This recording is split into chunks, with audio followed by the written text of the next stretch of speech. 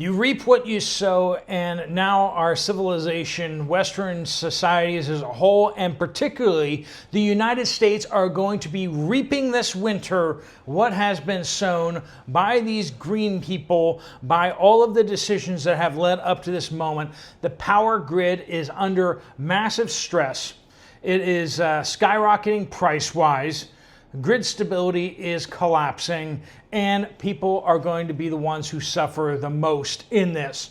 Not the bureaucrats, not the people that benefited the most from all the billions and billions of dollars that they got to steer into their private companies.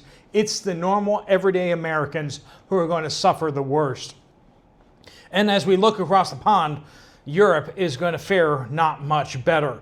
All right, friends, we're going to talk about the grid stability. We're going to talk about some real problems that I'm not making this stuff up. The Energy Agency of the United States, Energy Department, is saying these very things themselves. They are saying that grid reliability has collapsed and that we are looking at critical levels in 9 out of 13 markets right now. So we're going to walk you through some of this information. We're going to show you some of the things up on the screen there because this is so very, very critical that people don't realize how unstable the grid has really become and is becoming. Now, everyone's talking about data centers, but the real problem is all these green power plants, these virtual power plants.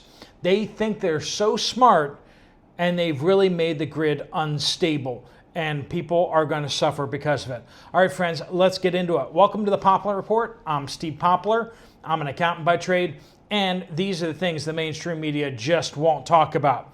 So, the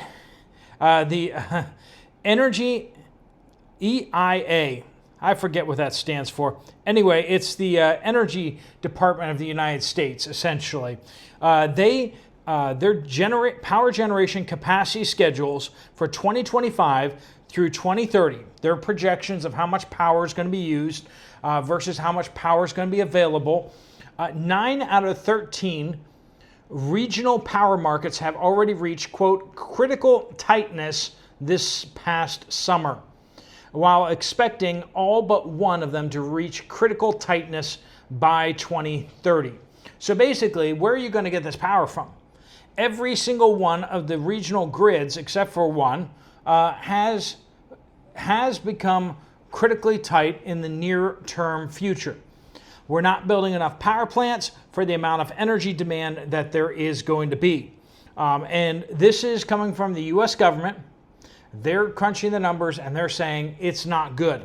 The situation is bad and it's getting worse. We got a demand surge out there.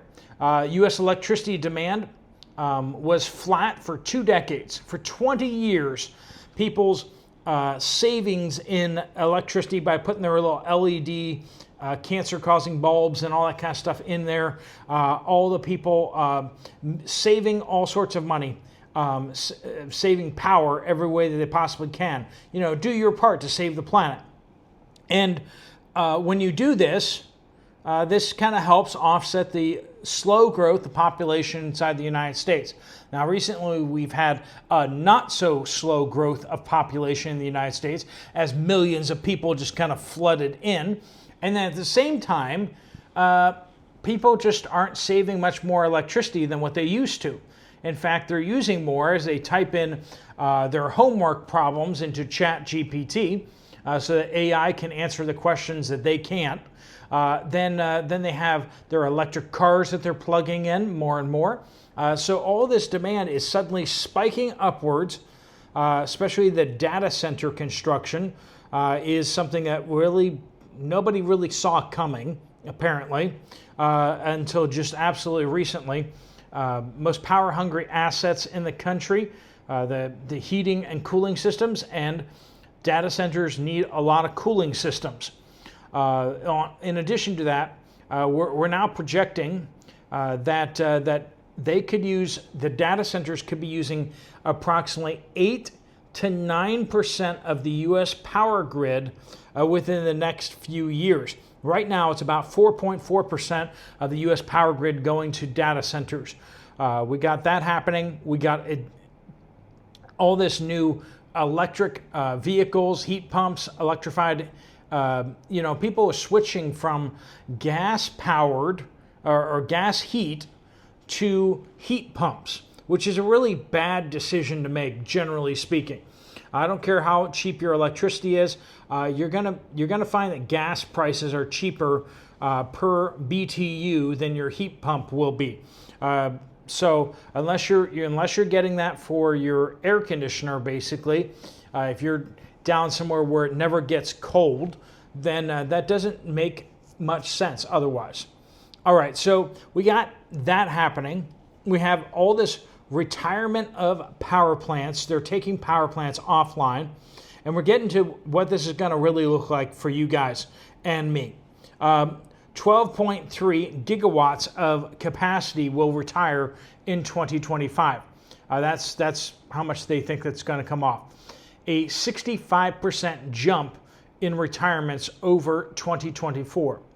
Now, this particularly includes 8.1 gigawatts of coal, such as the 1,800 megawatt Intermountain Power Project in Utah, plus 2.6 gigawatts of natural gas.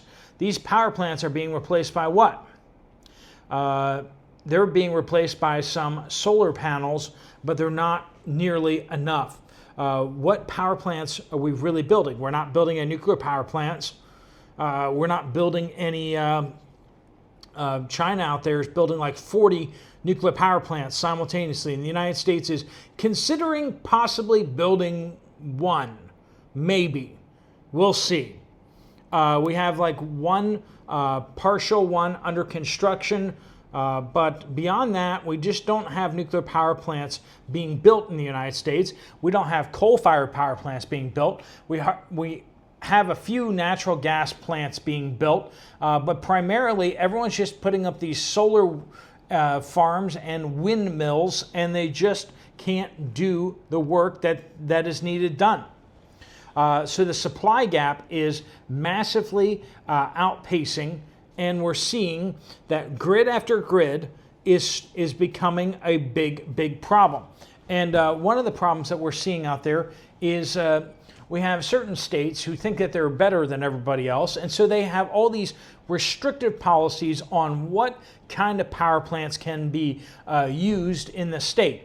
And then what they do is, hypocritically enough, they then import the dirty power from other states, and then they pretend like they are above it all or something like that. But really what's happening is they are becoming more and more dependent upon these red states who are okay with power plants that are coal-fired, natural gas-powered, and they're putting more and more strain on rational grids.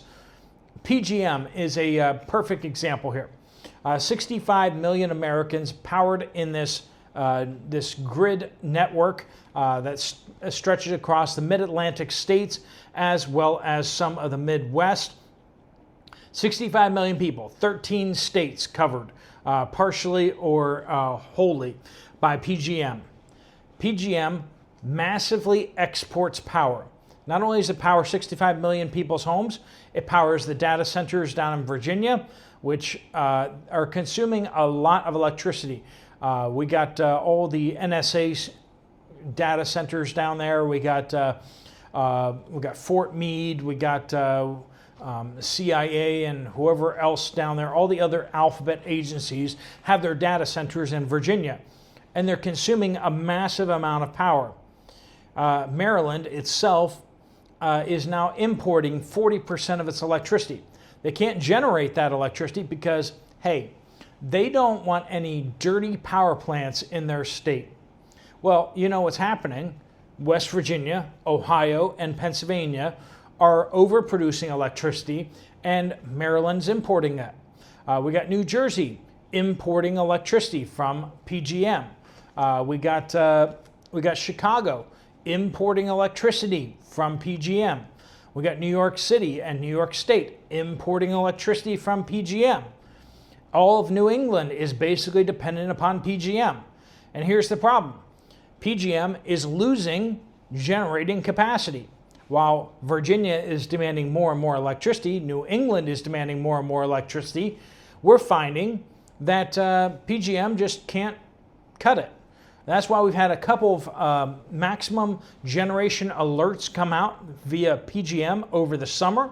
We had several come out last winter where they basically said, we don't know if we're going to have enough spare capacity to cover our margins in the PJM network, so we may have to cut off exports of power to all the other neighboring networks. So the neighboring networks need to be prepared to generate their own power, which is a big problem for New England, which is a big problem for places like North Carolina and South Carolina.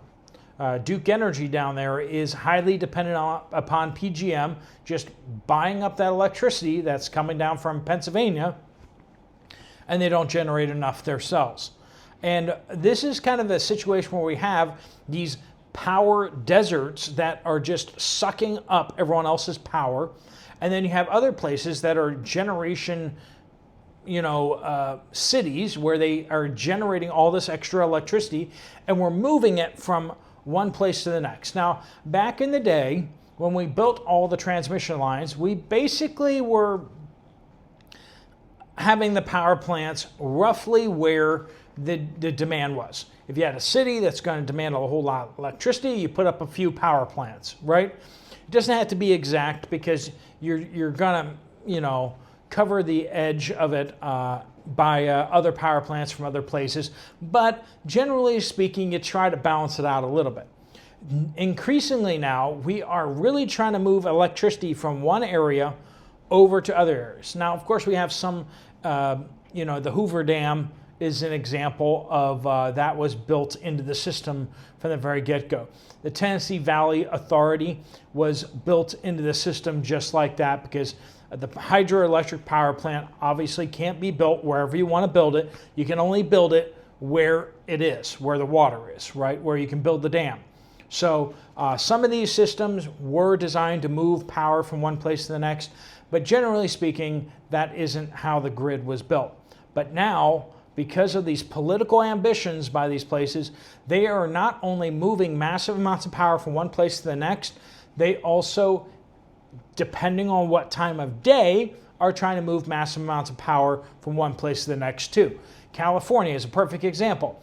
California, during the daytime, while the sun is shining and the wind is blowing, they generate more electricity than they can handle, and they are pumping electricity into the red states while the sun's up. Okay, they don't consume that much electricity, and they're sending it somewhere. They're trying to send it anywhere they can. But the problem is, as soon as the sun starts coming down, as soon as a cloud goes across the sky, they suddenly need lots of power to be brought in. So you can just imagine what this does to the grid. Daytime, sun up, they are pushing power to the red states, and then suddenly, right around 4 or 5 o'clock in the afternoon, they suddenly have to switch from exporting power to importing a massive amount of power, and that also corresponds with a time period where the most demand for electricity is in the United States, which is right between 4 to 6 p.m. As people get home and turn on their air conditioners, they get home, turn on the microwave, turn on their ovens to cook dinner. Right about that time is where we see this massive spike in demand, is right as solar drops off the cliff and needs to be met with a spike of coal-fired power plants or other power plants meeting that demand. So what's this going to look like going forward? We're going to need some serious innovation. We're going to need some additional resources. But we really just need to stop a bunch of these power plants from retiring. That's why the Trump administration is out there trying to stop these power plants from retiring, ordering them to stay open for another few months in order to kick the can down the road a little bit. Independent companies are wanting to power their data centers, but they can't afford the electricity coming from the grid. So what are they doing? It's actually in their interest to build their own power plants, which is creating a really interesting dynamic where these companies are building their own power plants for their data centers. They want to build nuclear power plants. They're wanting, these tech companies are, and it's confusing. 3 Mile Island outside Harrisburg, the nuclear power plant that had a little bit of an issue. Well, they're reopening that power plant, that nuclear power plant. Other nuclear power plants are being reactivated across the United States too. It's just impossible to get permitted to build a new nuclear power plant. But they can reactivate old ones for far, far less. And so that's happening. But what we're going to see is shortfalls. When weather gets extremely hot or extremely cold in the United States, we're going to start seeing power outages. We're not going to be meeting the thresholds of power backups, and anytime anything goes wrong, you're going to see the power start to fizzle out. People may experience rolling blackouts as the power companies have to start switching some people off. This is the experience that we've seen over the last number of years, and it's actually getting worse. PGM has clearly said we have less capacity and we have more demand. Do the math on that yourselves, friends. But we also are going into winter with the Europeans having less natural gas than they've had in the last 40 years. For this time of year, they have less natural gas in their stores than they've gone into winter with for a very, very long time. And this is going to put them at risk of if they have a very cold winter over there, they're going to have some serious problems. They can't import natural gas fast enough to meet the demand that they're going to have. And they can store it up over the summer and try to get through the winter. But the problem with that is that this summer they haven't been able to stockpile it fast enough because they've stopped using the pipelines from Bear Country over there, and they're just trying to fill up their tanks from the U.S. natural gas and Norwegian natural gas and natural gas from a few other places, but they're trying to fill up their storage units with their natural gas, but they can't bring it in fast enough. We're going to see some potentially big problems over there in Europe as well. All right, friends, let me know what you guys think down in the comments down below. Do you think that these things are going to be big problems? Do you agree with the United States Energy Administration about what this is going to look like, that there's going to be less, that we're going to go past the critical lines, that the grid instability is going to happen? Or do you think that we're going to be able to figure out these problems and the engineers are going to be able to take care of all of us? All right, friends, let me know what you guys think. Thanks so much for watching. If you want to check out another video from this channel, there's one right up here. I'll see you over there, or I'll see you guys later. Steve Poplar of the Poplar Report out.